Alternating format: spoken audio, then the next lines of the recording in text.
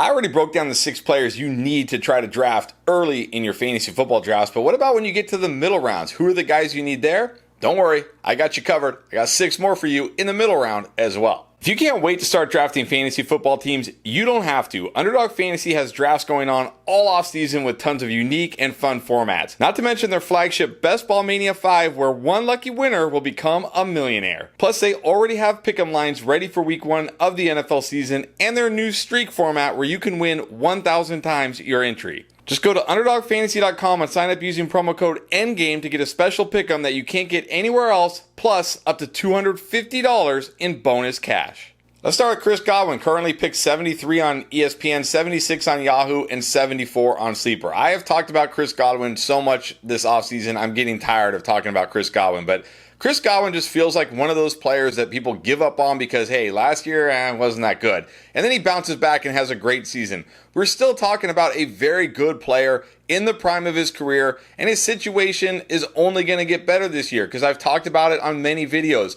When you look at it last year, only 32% of his snaps were out of the slot. The 4 years prior to that, all over 50% of his snaps in the slot. And this guy, when he can play out of the slot, can absolutely dominate those slot corners. He's too big for those guys.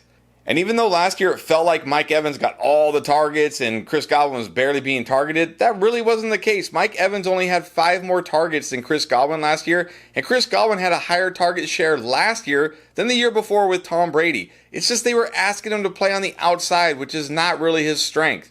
Now he's going to get to play out of the slot, facing weaker corners, and he's going to get those easier over-the-middle throws. If Chris Godwin gets that kind of target share, but his slot snaps go back up over 50%, the way offensive coordinator Liam Cohen and head coach Todd Bowles are talking, Chris Godwin could absolutely smash in fantasy football. This could be a guy we look back on at the end of the season and say, how did we let this guy go outside the top 70 picks? Kind of like Mike Evans last year. He was coming off a down year in 2022.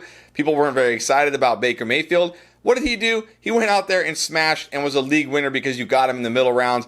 Why can't it be Chris Godwin this year? Finally moving back into the slot where he's better, fully removed from ACL, still in the prime of his career. Don't be surprised if Chris Godwin is one of those guys we look back on at the end of the year and say, how did we let Chris Godwin fall that far? And I feel very similar about Commanders wide receiver Terry McLaurin, currently picked 78 on ESPN, 59 on Yahoo, and 69 on Sleeper. I think Terry McLaurin is in for his best season ever. Also, still in his prime, 28 years old. It's not like he's old. It's not like he's dust. But I love his situation this year. First of all, let's look at the bad from last year. I don't care how good Sam Howell was in fantasy. He was terrible as a thrower and terrible for his wide receivers. Terry McLaurin last year had the 4th most uncatchable targets when he was deemed open according to fantasy points. He also had the 9th most unrealized air yards and ranked 76th among all wide receivers in catchable target rate. So sure, Sam Howell might have been good for fantasy for a while because of his rushing, but he was horrible throwing the football, highly inaccurate.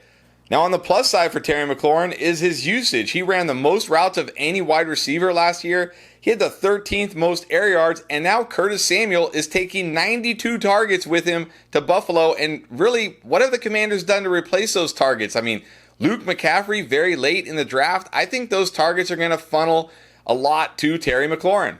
And I've already talked about how they have a new coaching staff here that I think is going to make him the focal point of this offense. And I love new quarterback Jaden Daniels for him because say what you want about Jaden Daniels, a rookie QB, there might be some issues.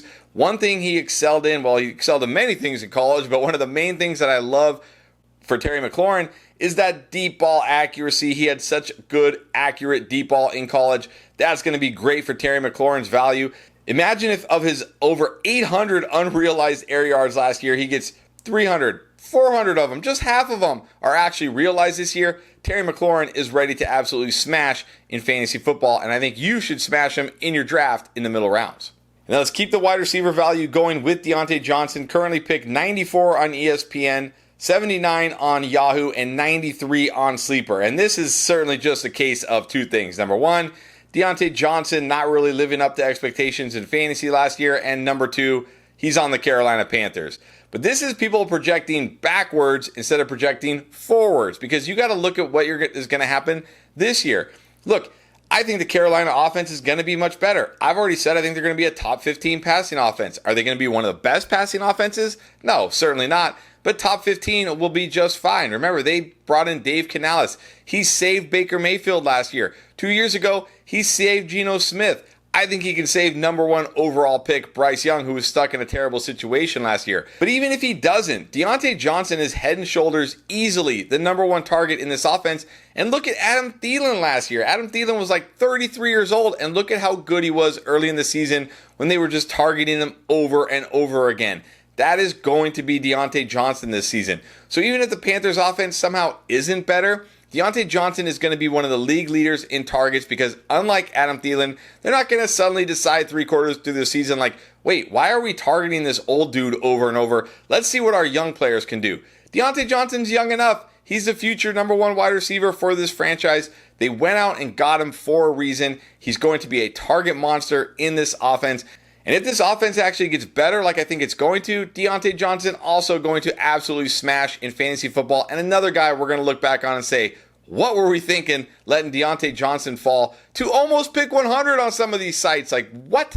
Do you want to win your fantasy league but don't have time to do all the research? Are you tired of drafting mediocre teams and then having to constantly hope you hit it big on the waiver wire just to compete? Do you wish you could have a fantasy expert like Pierre or myself with you while you draft? Well, now you can. With our app Draft Lane and our live draft pilot, we will guide you through every pick of your draft and tell you exactly which players we would pick if we were on the clock. Our proprietary algorithm will take into account your league settings, scoring, and roster requirements to identify the best picks every time you are on the clock to ensure you have a winning team from week 1. It's the closest thing you can get to having us there drafting with you. Get the biggest edge in fantasy football. Just go to your app store and search for Draft Lane and download it today and get ready to dominate your draft. All right, I got another wide receiver, but I'm sorry, on ESPN, Yahoo, and Sleeper, there's just a ton of wide receiver value in these rounds, and it's Rashee Rice, because now Rashee Rice is starting to look like a big-time value.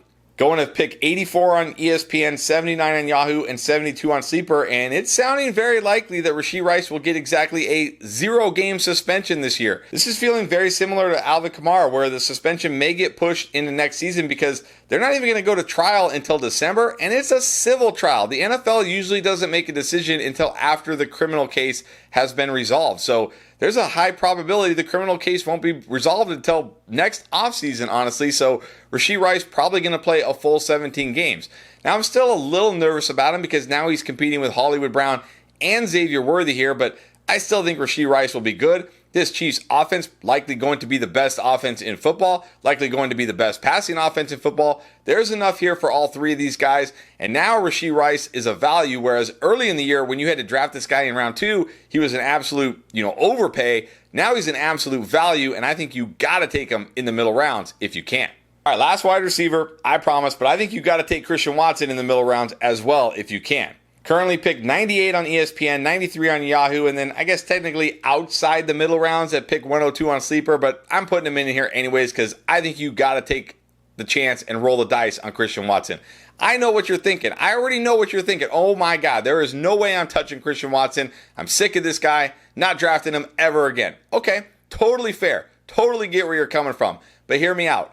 If somehow Christian Watson stays healthy for even 2/3 of the season, you might literally have a top 15, top 20 wide receiver with weekly top 10, top 5 upside that you drafted round 9, round 10. I think that is well worth the risk here for the injury factor. I know everybody loves Jayden Reed this year. And look, we like Jayden Reed as a player. We liked him last year as a player. He was one of like our sneaky, rookie sleeper kind of guys. But when you look at last year when Christian Watson and Jayden Reed were actually on the field together, Christian Watson was targeted more often than Jayden Reed, and he had over 100 more receiving yards than Jayden Reed. Christian Watson just has a level of upside that Jayden Reed really doesn't have.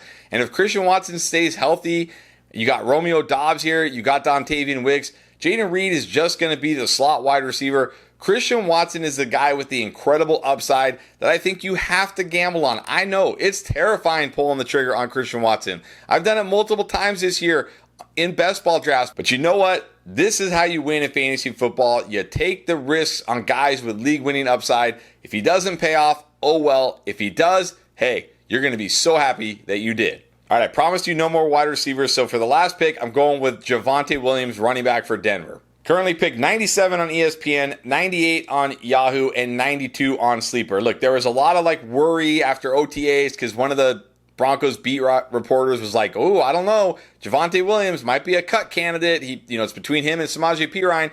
And then training camp starts, and all we have heard is how good Javonte Williams looks, how he's clearly the RB1. In fact, the same exact beat writer came out and said, yeah, Javonte's clearly the RB1 in Denver. Like, okay, thanks for that. I've been saying this all offseason. I think he's got the easiest, clearest path to be the RB1 in Denver. Now, I've also been saying the Denver offense is going to be terrible, and it will. So Javonte doesn't have insane touchdown upside or anything, but I love his pass catching ability. Sean Payton offenses have ranked top 5 in terms of targets to running backs every single year he's been the coach, even without Alvin Kamara. So don't just say it was like Drew Brees and Alvin Kamara. No, even before that, Sean Payton loves targeting the running back position. And you look at Javonte Williams as a rookie, and you look at Javonte Williams last year when he actually played full seasons, he was 17th in targets among all running backs. I think he's going to get a ton of targets this year. I think Samaje Perine is going to be the guy that's going to get cut. So we could see Javonte Williams have more of a role on third downs. I know people like Jaleel McLaughlin, but the guy can't pass block to save his life. So